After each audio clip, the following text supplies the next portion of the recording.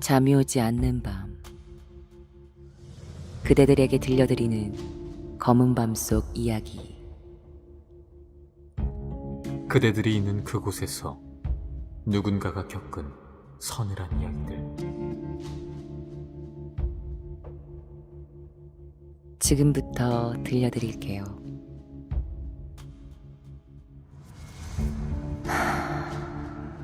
자, 지금부터 이 검은 밤 속으로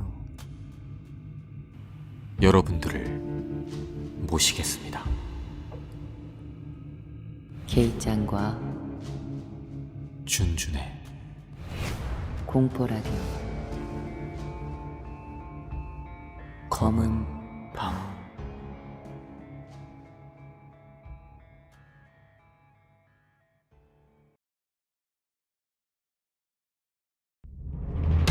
아버지에게서 전화가 왔다.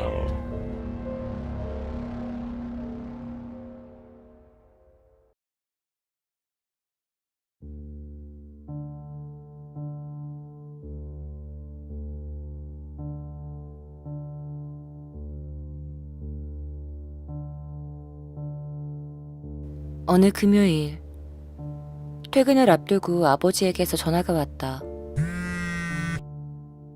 마침 회의 중이었기에 일단 전화를 끊고 회의가 끝난 뒤 다시 전화를 걸었다. 하지만 아버지는 전화를 받지 않았다. ただいま電話に出ることができません。しばらく経ってからおかけ直しください。ご利用ありがとうございました。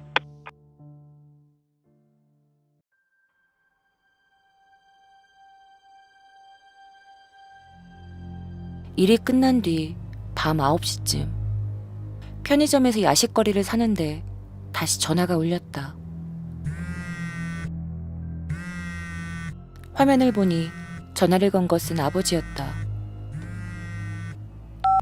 여보세요? 하고 받으니 나다. 하고 아버지 목소리가 들렸다. 응, 아빠. 무슨 일 있어요? 하고 묻자 아버지는 낮고 분명치 않은 목소리로 대답했다. 그게 말이다. 조금 몸 상태가 안 좋아서 검사를 받으러 입원했는데 가족분은 없냐고 그러길래 너한테 전화했다. 혹시 괜찮으면 좀 와줄 수 있겠니? 어디냐고 묻자 고향 시민병원이라는 대답이 돌아왔다.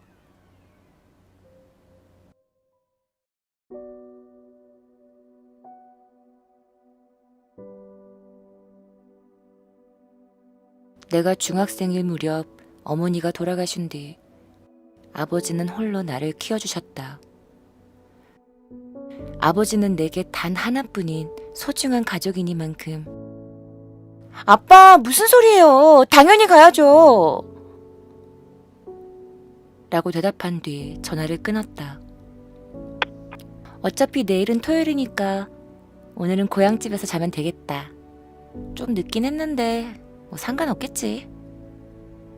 현 2개 넘어 있는 고향까지 서둘러 향하면 한 2시간 정도 걸리겠다. 난 빨리 가야겠다 싶어 렌터카 업체로 향했다. 난 그렇게 렌터카를 빌려 운전을 하기 시작했다.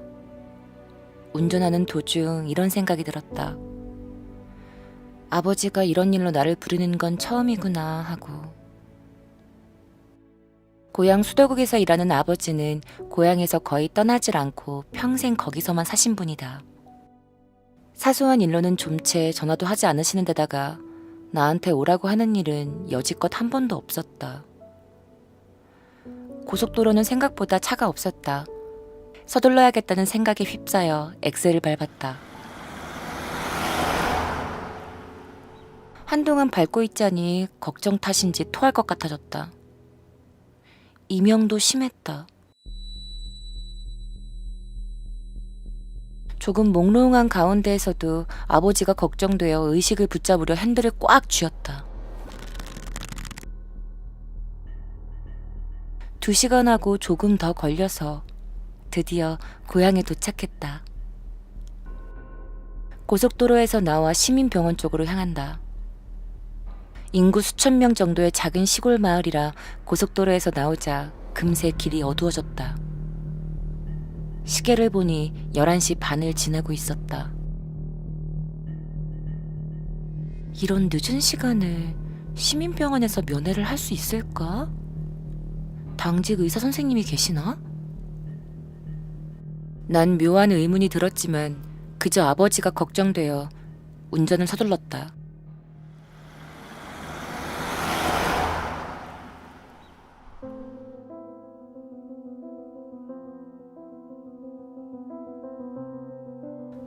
암이라도 걸리신 거면 어쩌지? 아직 제대로 된 효도 한 번 못했는데. 금방이라도 눈물이 쏟아질 것만 같았다.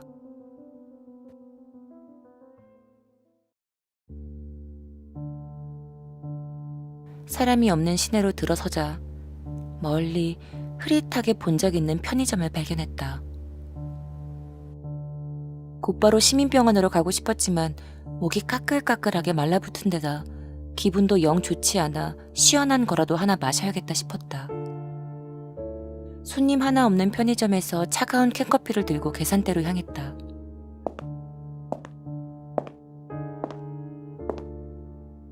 어서 오세요. 미사키! 미사키 너 맞지? 하며 나를 부르는 소리가 들렸다. 계산대에 서 있던 건 중학교랑 고등학교 때 같은 반이었던 카와다였다. 아, 맞다. 여기 카와다 부모님이 운영하던 편의점이었구나. 카와다는 그립다는 듯 이런저런 말을 건네온다. 야, 이게 얼마만이야? 한 5년 정도 만에 보네. 고향으로 돌아온 거야? 아니, 아버지가 시민병원에 계시다길래 만나뵈러 왔어. 시민병원? 저기 저 큰 연문 옆에 있는 거 말하는 거야? 내가 그렇다고 대답하자 카와다는 고개를 갸웃거린다.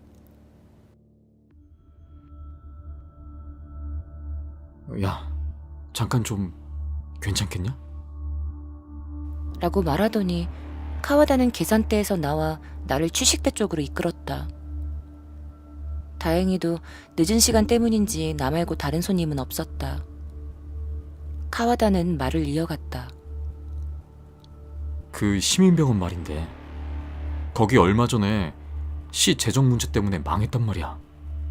옆에 있는 FC 병원이랑 통합돼서 지금은 완전 폐허야. 지금 시간에는 가봐야 아무도 없다고.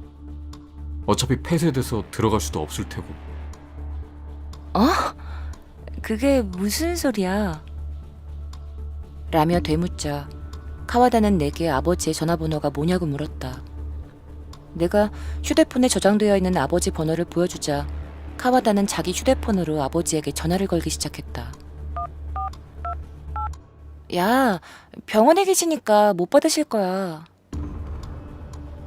라고 말하는 나에게 조용히 하라는 듯 왼손으로 제스처를 취한다.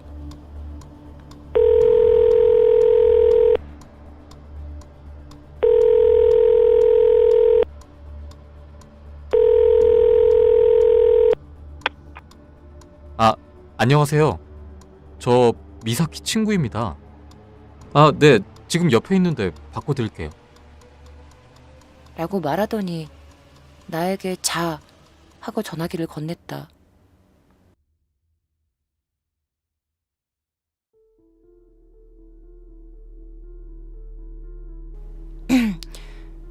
여보세요?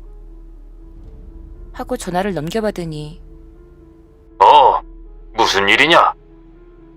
라는 아버지의 목소리가 들려왔다.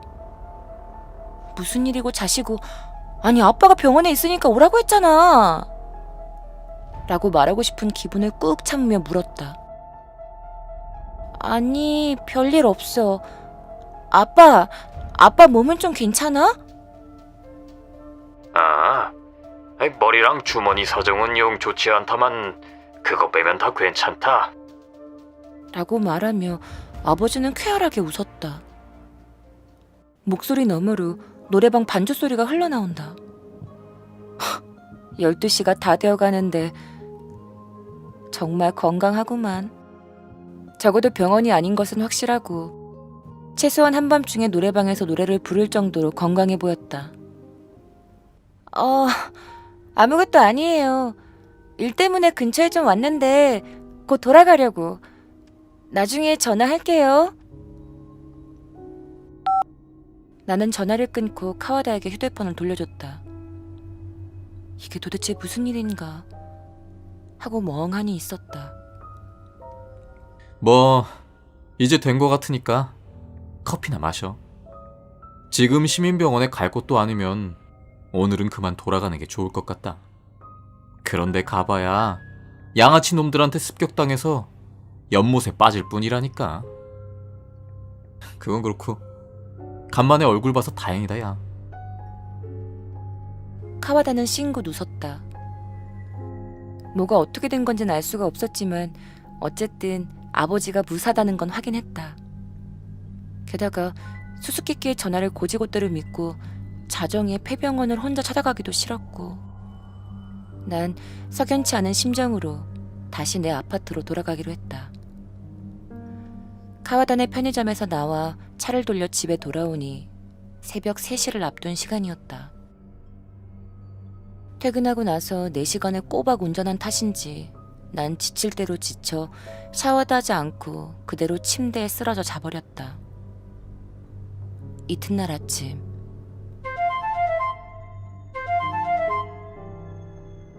전화벨에 눈을 떴다. 아버지의 전화였다. 여보세요? 하고 받자. 잘 지내냐? 어제는 집에 없어서 미안했다. 무슨 일이 있었니? 라며 아버지가 물어왔다. 괴상한 일을 굳이 말해야 하나 싶었지만 아버지께 전화가 왔다는 것, 병원에까지 오라고 했다는 것, 카와다네 편의점에서 진상을 듣고 돌아왔다는 것, 이 모든 걸 그대로 아버지께 털어놓았다. 아버지는 곧바로 휴대폰을 확인하더니 그 시간에 나에게 전화한 기록은 없다고 말했다. 그러더니 아버지는 잠시 침묵했다. 시민병원은 확실히 문을 닫았다. 그 새벽에도 지금 대낮에 가도 아무도 없어. 그것보다 카와다네 편의점에 갔었니? 카와다 군도 있었고? 나는 카와다와 이야기한 내용과 카와다 휴대폰으로 아버지에게 전화했었다는 걸 말했다. 그러자 아버지는 하며 어딘가 괴로운 듯한 신음을 냈다. 카와다 씨가 운영하던 편의점은 반년 전에 문을 닫았단다. 일가 모두 야반 도주라도 했는지 사라져서 연락도 끊겼고 그 집 할머니가 경찰에 신고해서 아직 찾는 중이야. 어제 너한테 걸려온 전화는 번호가 으로 뜨더구나. 나는 내 휴대폰이 고장났나 싶었는데 받아보니까 웬 젊은 남자가 너한테 바꿔주는 거야. 나는 어안이 벙벙해서 할 말을 잃었다. 나도 아버지도 한동안 아무 말이 없었지만 아버지가 먼저 입을 열었다. 일단 사정은 알겠다. 너 지치거나 하진 않았니? 일에 문제는 없고? 그래. 교통사고 조심하거라. 또 전화하마. 나중에 알게 된 사실이지만 카와다네 가족은 몇 년이 지난 지금도 여전히 실종 상태다.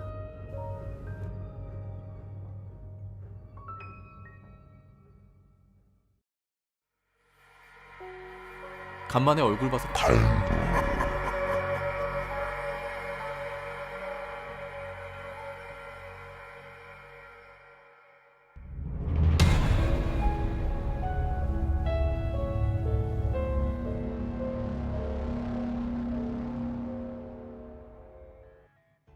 긴급 구조 서비스.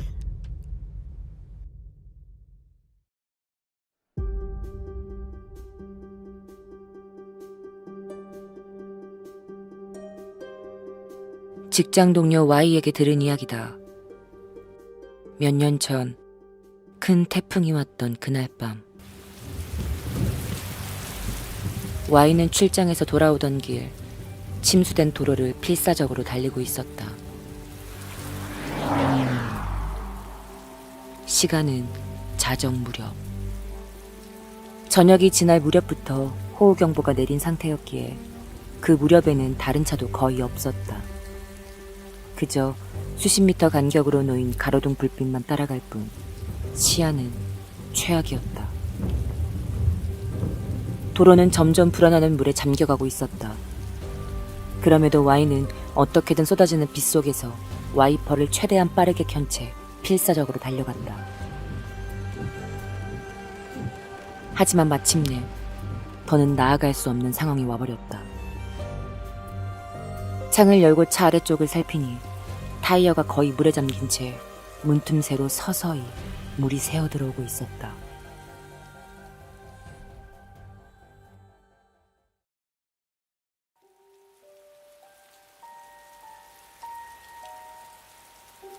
더는 안 되겠다 싶어서 Y는 자신이 가입한 자동차 보험회사에 전화해 도움을 청하기로 했다.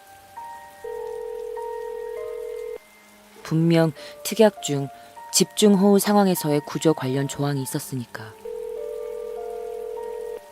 실제로 이런 걸 부르는 건 처음이라 좀 긴장하며 전화를 했는데 늦은 시간임에도 불구하고 보험사 측에서는 바로 대응에 나섰다. 정중하게 사정을 설명하자 곧바로 구조팀 파견을 하겠다는 대답이 돌아왔다고 한다. Y는 자신이 현재 있는 위치를 상세하게 전한 뒤 부탁드리겠습니다 하고 전화를 끊었다. 비는 계속 쏟아지고 바람 소리도 요란하다. 밖은 어두운데 그저 불안할 따름이었다.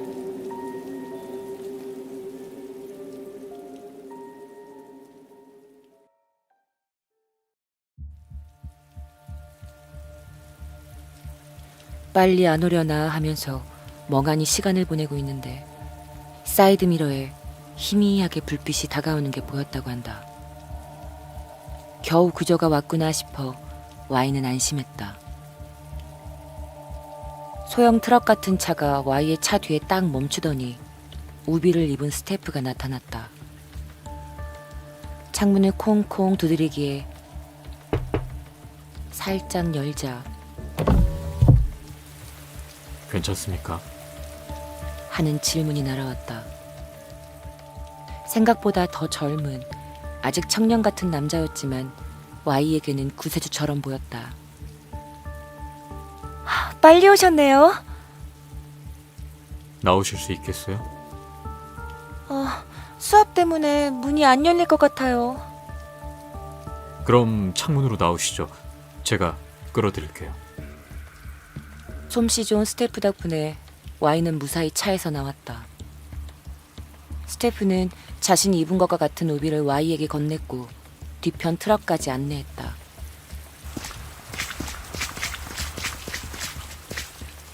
Y는 구조차량 조수석에 타고 스태프가 건넨 수건으로 몸을 닦았다. 스태프는 Y의 차 엔진과 침수 상황을 조사해야 한다며 잠시 기다려달라고 말했다. 아, 이건 서비스입니다. 몸이 좀 따뜻해지실 거예요.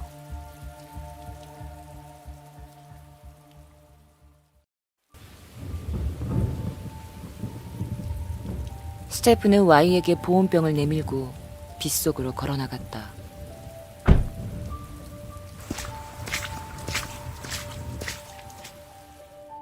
서비스가 좋네 하고 감탄하며 Y는 보온병 안에 든 것을 컵에 따랐다.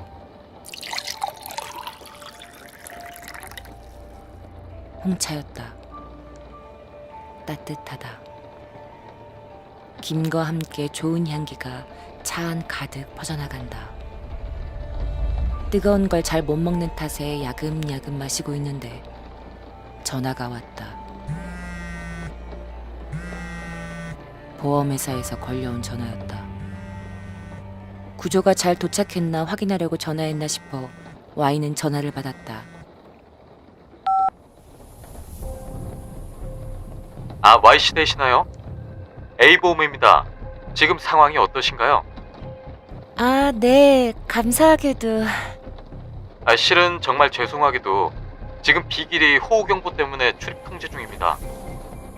Y씨가 계신 곳까지는 크게 우회해서 가야 돼서 아마 스태프가 도착하기까지 앞으로 최소 40분 내지 50분은 걸릴 것 같아요. 네? 여보세요? 여보세요, Y씨. 괜찮으신가요?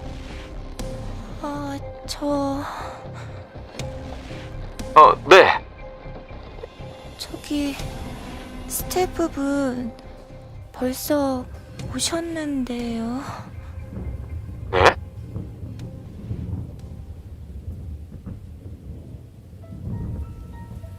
십 분 전쯤에요. 남자분, 젊은 분이요. 벌써 덕분에 차에서 나왔어요. 정말이신가요? 네, 지금 홍차도 주셔서. 홍차요? 대화가 영 이어지질 않는다. 보험사 직원은 잇따라 질문을 해온다. 그 구조 차량은 몇 시쯤 왔는지, 어떤 차량인지, 어떤 인상착의에 몇 명이 와서 어떻게 대응했는지. 하나하나 대답하는 사이 휴대폰을 쥔 Y의 손에는 식은땀이 배어갔다.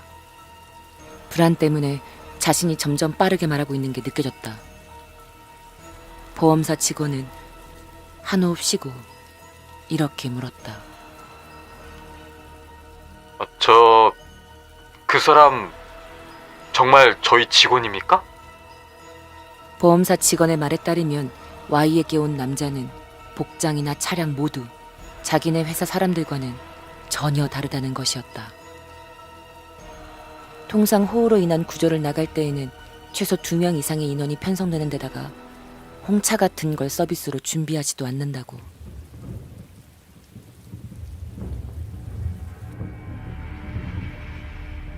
Y는 영문을 알 수가 없었다. 보험사 직원 역시 당황한 기색이 역력했다. 그쪽으로 향하고 있는 구조인력과 연락해서 현황을 확인하는 대로 다시 전화 드리겠습니다.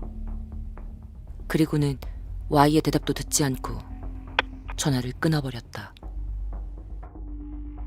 Y는 잠시 멍하니 있었지만 스스로가 처한 상황을 천천히 돌아보니 등골이 오싹해지더란다. 앞에 보이는 Y의 차량 옆에서 뭔가 작업을 하고 있는 듯한 저 우비를 입은 남자. 저 남자는 대체 누구란 말인가? 보험회사 직원이 아니라면 지금 내가 타고 있는 이 소형 트럭은 대체 무엇일까? 이 홍차는 왜 준 걸까? 여기서 도망을 쳐야 할지 아니면 가만히 기다려야 할지 Y는 혼란스러운 와중 열심히 생각했다. 창밖을 보니 비는 아까 전보다 약해져 있었다. 만약 도망친다면 지금이 기회일지도 모른다. 하지만 어디로? 게다가 도망치기에는 물이 불어나 최악인 상황이었다. 문득 앞을 보니 남자의 모습이 보이질 않았다. 당황한 Y는 앞유리에 서린 김을 닫고 다시 살폈지만 역시나 아까 전까지 보이던 우비 입은 남자의 모습은 보이지 않았다.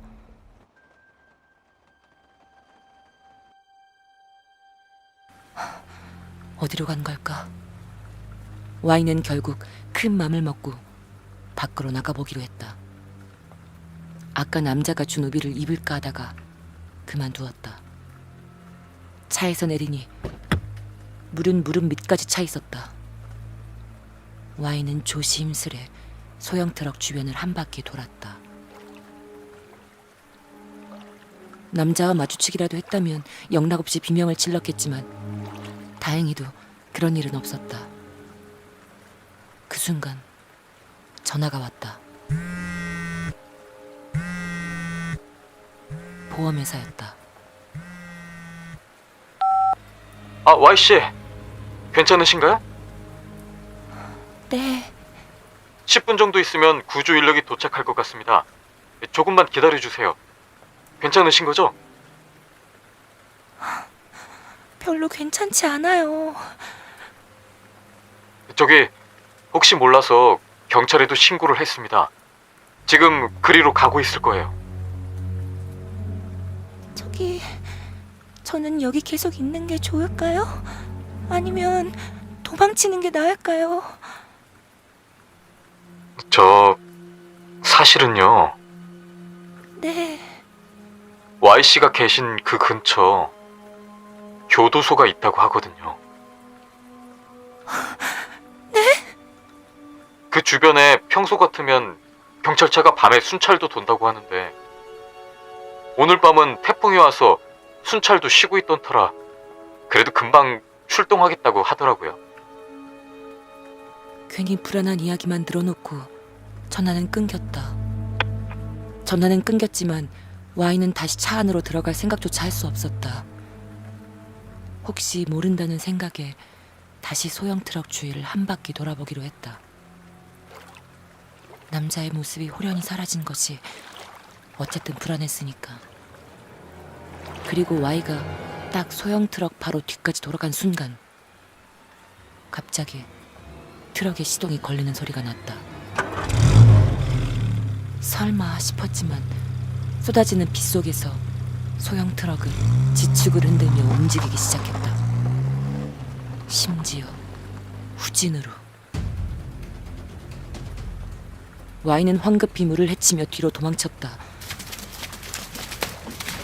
하지만 소형 트럭은 계속해서 후진하고 있었다. 무척이나 느린 속도로. Y가 바로 뒤에 있다는 것을 알고 있다는 듯이 느린 속도로 후진하며 천천히 다가오고 있었다. Y는 가벼운 패닉 상태에 빠진 상태였다. 도망쳐도 트럭은 뒤에서 계속 따라온다. 그때 헤매던 Y의 눈에 이리로 다가오는 자동차 불빛이 눈에 들어왔다. Y는 그 불빛을 향해 필사적으로 달렸다. 이번에는 보험회사의 로고가 찍힌 진짜 대형 트럭이었다. 소형 트럭은 Y를 쫓아오던 걸 그만두고 전방을 향해 엄청난 속도로 달리기 시작했다.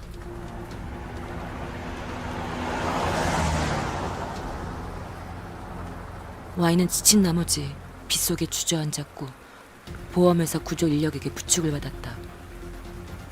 보험회사 직원 2명도 Y를 덮치려 하던 소형 트럭을 분명히 봤다고 했다. Y의 차에는 아무 일 없었다고 한다. 유리창이 깨지거나 문이 뜯기거나 시트를 칼로 난자하거나 타이어가 모두 펑크나 있거나 앞유리에 손자국이 잔뜩 나 있거나 하는 건 하나도 없었다.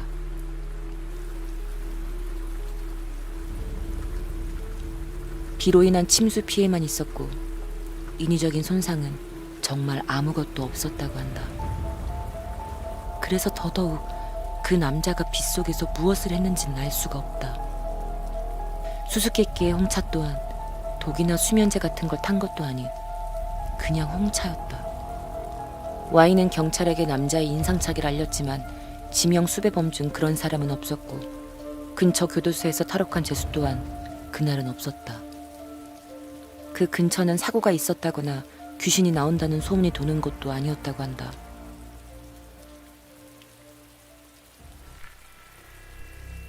그래서 정말 그 청년이 누구였고 무엇이 목적이었는진 아무도 모른다. 왜 갑자기 Y를 죽이기라도 하려는 듯 후진을 했는지도 수수께끼인 채다. 단지 묘하게 기분 나쁜 사건이었던 것 때문인지 그 후 보험회사 쪽에서 Y에게 먼저 계약 해지를 제안해왔다고 한다.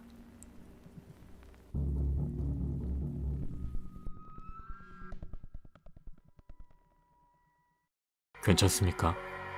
괜찮습니까?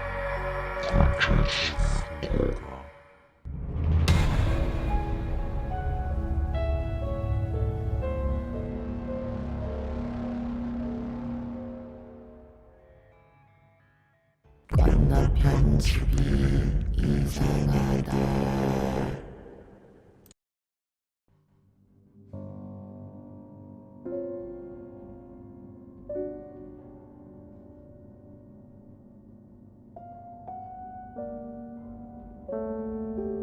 건너편 집에 사는 남자가 이상하다. 창문을 열면 가끔씩 우리 집 쪽을 바라보는 그 남자와 눈이 마주친다. 내가 노려보면 그 남자는 다른 곳을 보며 딴청을 피운다. 내 방 창문은 불투명하고 블라인드도 있어서 안까지 훔쳐보지는 못하겠지만 아무리 그래도 여자 혼자 사는 방을 저렇게 쳐다보는 건 실례 아닌가? 더 소름 돋는 건 얼마 전 퇴근 후 우리 집 앞에서 그 남자와 마주쳤을 때 그가 내게 한 질문이다. 안녕하세요. 건너편 사시죠? 저 혹시 혼자 사시나요? 그동안은 인사 같은 거 하지 않던 사이였는데 그 남자의 갑작스런 질문에 난 거짓말도 하지 못하고 예? 예. 혼자 살아요. 라고 대답해버리고 말았다. 잠시 무언가를 생각하던 그 남자는 저 실례지만 지금 남자친구는 없으시죠? 라고 물어온다. 그제서야 난 정신을 차리고 애인이 집에 자주 와요. 라고 거짓말을 하고 도망치듯 집으로 돌아와 문을 이중으로 잠궜다.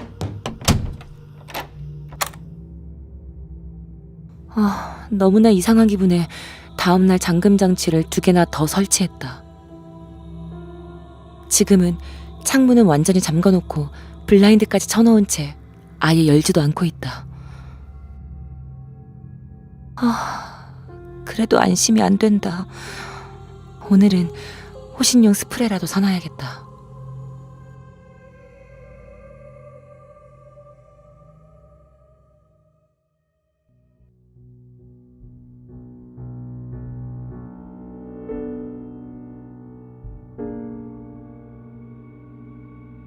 건너편 집이 좀 이상하다.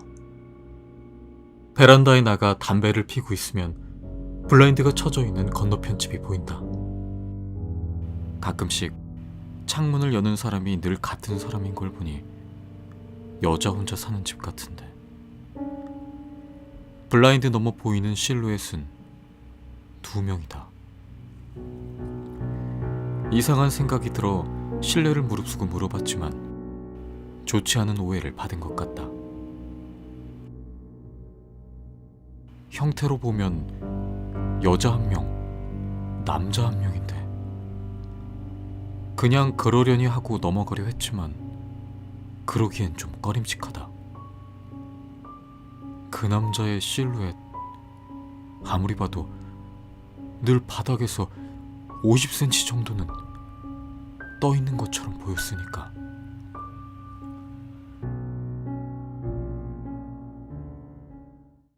저 혹시 혼자 사시나요?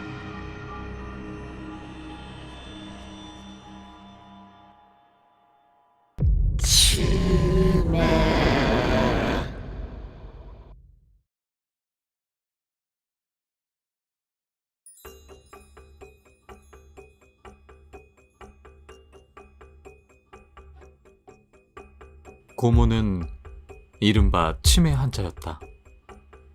남편에게 버림받고 양육권도 잃은 뒤 아버지가 고모를 걷어 돌봐주던 시절이 있었다. 언제나 문제를 일으키던 고모였지만 당시 초등학생이었던 나는 묘하게 귀여워해 주셨다. 아마 고모의 큰아들이 나와 비슷한 나이대였기 때문이겠지. 하지만 병 때문인지 어딘가 조금 이상해서 주변 사람과 트러블을 빚기도 하고 나한테도 노성병력을 지르기도 했다. 그러다가도 갑자기 엉엉 울기도 하고 엉망진창이었다.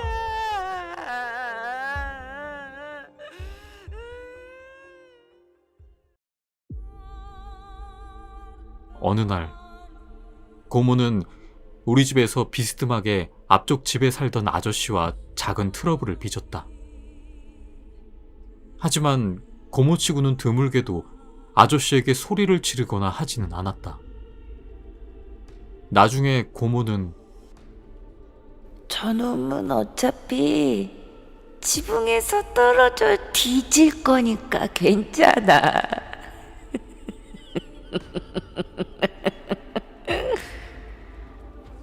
라고 말했다. 고모는 그렇듯 망상과 현실의 구별을 하지 못하는 경우가 종종 있었다. 형한테는 트럭이랑 트럭 사이에 끼어서 죽을 거야. 라고 말했고, 어머니한테는 머리에 암이 생겨서 죽어. 라고 말했다. 아버지에게는 바다에 빠져서 죽을 거야. 라고 말했다. 고모한테 그러는 고모는 어떻게 죽는데? 하고 묻자 나는 목을 매서 죽어.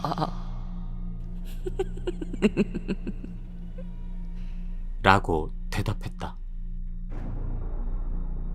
그로부터 얼마 지나지 않아 고모는 정말로 목을 매서 자살했다.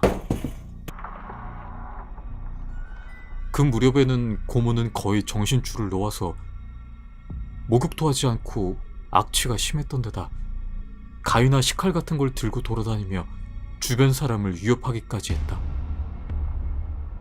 멋대로 남의 집 마당에 구멍을 파서 경찰에 신고가 들어갈 정도였으니 솔직히 말해 고모가 자살했을 때는 다들 한시름 놓았다는 분위기였다.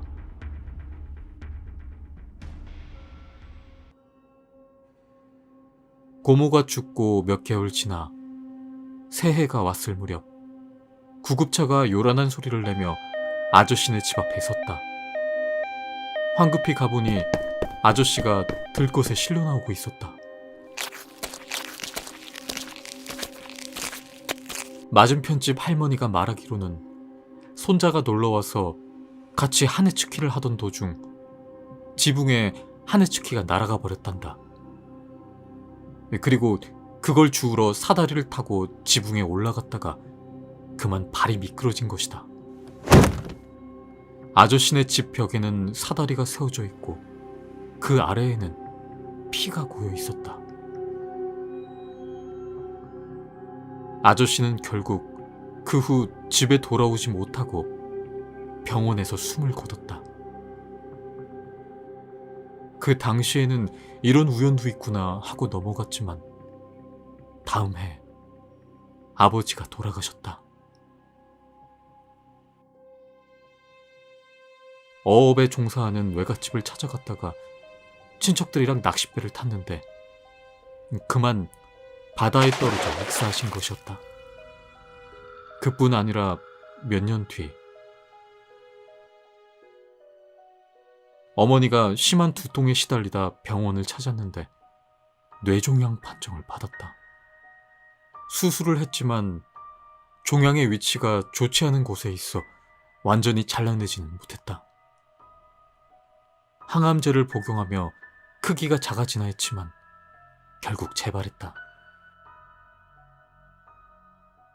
두 번째 수술을 받았지만 다음에 또 재발할 가능성도 높고 수술을 하는데도 한계가 있다는 이야기를 들었다. 그리고 형은 4년 전 회사 주차장에서 트럭 청소를 하던 도중 갑자기 들이닥친 다른 트럭 사이에 몸이 끼어 죽었다.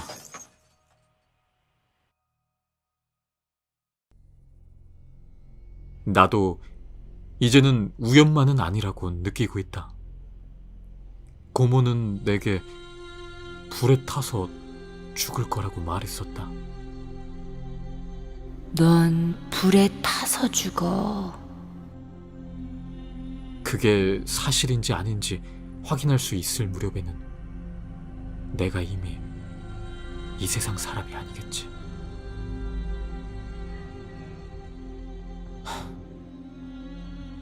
완전한 검증을 할 수 없다는 게 아쉽다.